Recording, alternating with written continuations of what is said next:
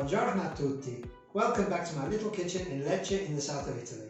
My name's Francesco and today I'm going to prepare a Korean pancake. That's a flour-based pancake with shredded cabbage, zucchini, carrot, onion and ginger.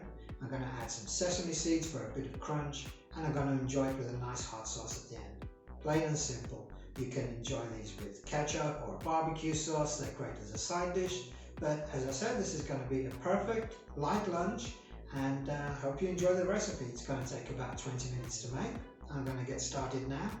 And if you like the recipe, please give me that thumbs up, pass on the word, click on the link down below and follow me for more. Let's cook.